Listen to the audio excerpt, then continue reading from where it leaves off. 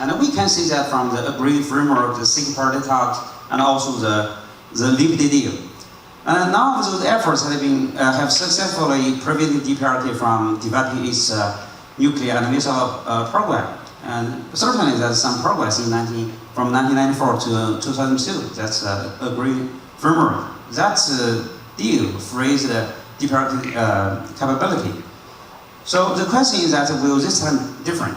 I believe it could be different. Why? I think DPRK believes that it's in a better position now to have a negotiation with the state than in the past. It declared that DPRK has acquired powerful treasure trove for defending peace. It's very interesting. If you read the news, they do not mention nuclear. They are talking about the treasure, the powerful treasure trove. That's a nickname for nuclear. And they talk about the firm guarantee by which our descendants can enjoy the most dignified and happiest life in the world. So if they have that capability, they believe they can have talks.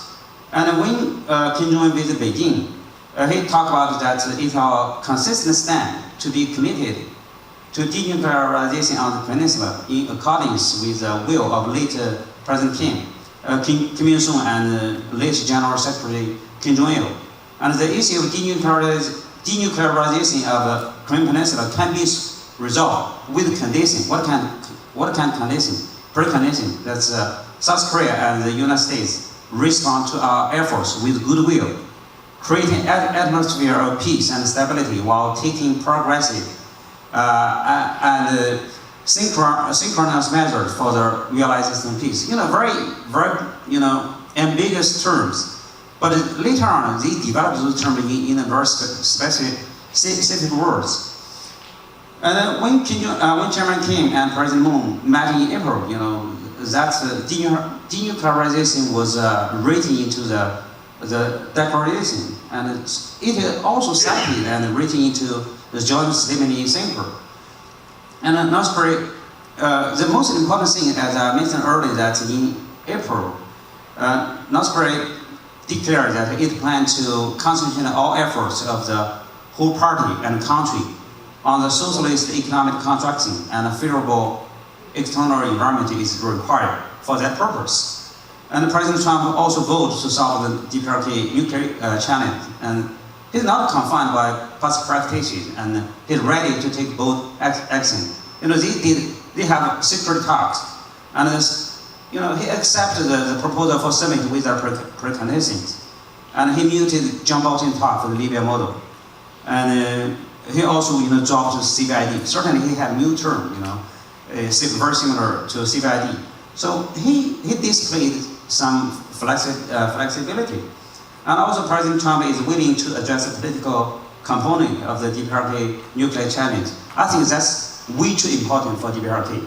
In the Singapore statement, joint statement, the item 1 and item 2 was very important for DPRK.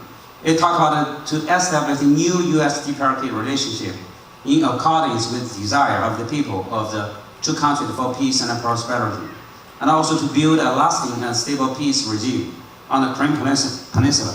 It's very interesting. One day before Kim Jong-un's visit to Singapore, the very similar terms appear in KCNA, Korean Central News Agency. So literally, that was copied from the news from KCNA. So it's very important for DPRK. But we should be very careful to keep them on hook. I think that so far, both sides have made some loose, unilateral, and vague commitment. And that's a good gesture, but far from enough. But now it's time to put words to the test, and to test the political will. And some efforts have been made in the past couple of months. And then the U.S. and the DPRK should not let the minor issue to derail the engagement. The past 20 years, we can find out that a small issue or a loose talk could derail the formal talks. And then I think it's really time for all concerned parties to give diplomacy the last fight. So then, what kind of steps should be taken? We should start with the political issue and translate the unilateral commitment into agreements. You know, DPRK has been trying to justify its nuclear program by citing hostile policy. What's hostile policy? They have definition in August 31st, 2012. They released a long memo. It mainly talk about the political isolation, economic sanction, and military containment. That's hostile policy. If you do not change that policy, you're not, DPRK is not going to give up its nuclear program. And I believe the new US-DPRK relations and lasting and stable peace is the answer to counter DPRK justification. That's a tangible security guarantee for DPRK. And then I believe the US is in a better position to take the first step. For example, to build some sort of diplomatic relationship, like a liaison office in Pyongyang. And certainly the US still can keep its sanctions in place.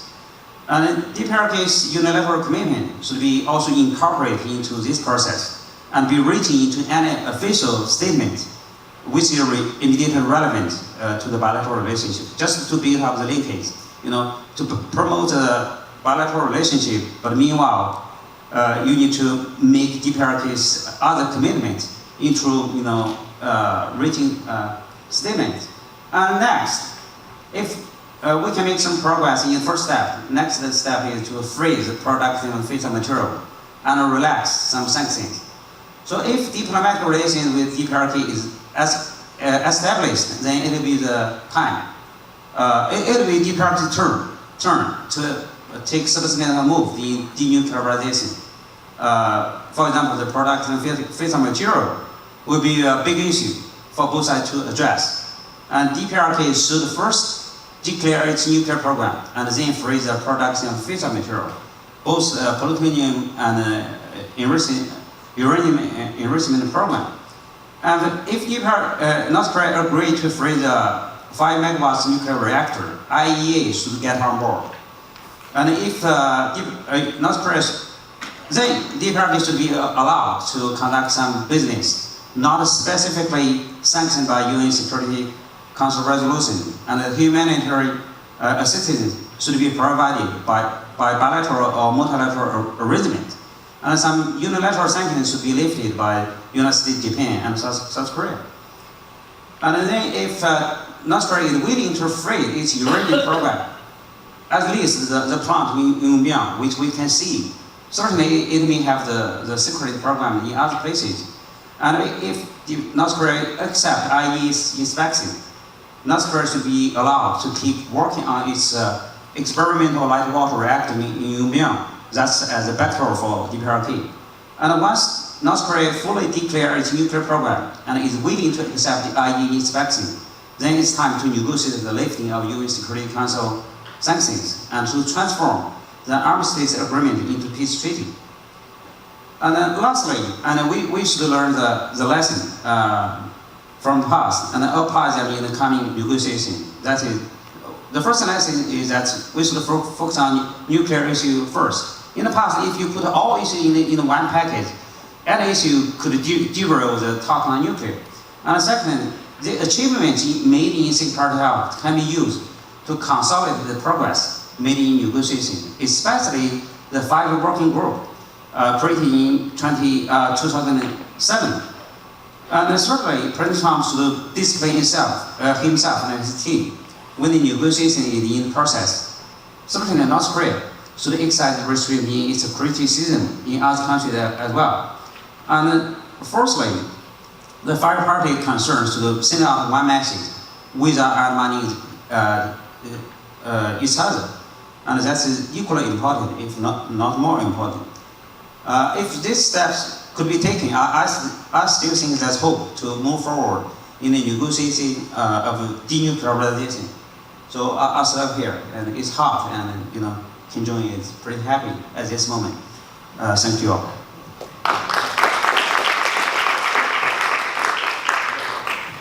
Thank you, and I'd like to thank Dr. Jishe, and so he talked about grab the last opportunity and keep them on hook and step to be taken.